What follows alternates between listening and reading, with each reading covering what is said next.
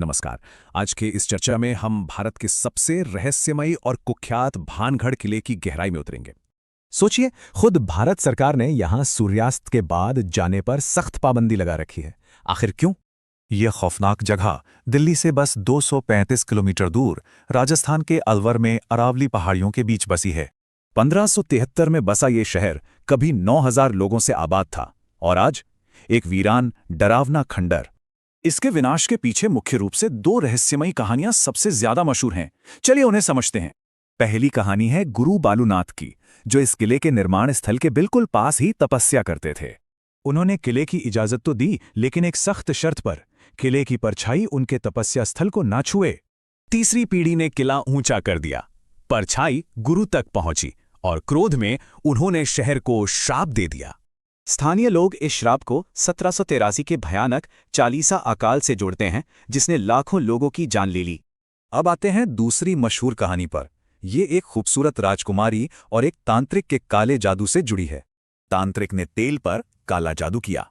राजकुमारी ने उसे पत्थर पर फेंका, जो लुढ़का और तांत्रिक को कुचल गया।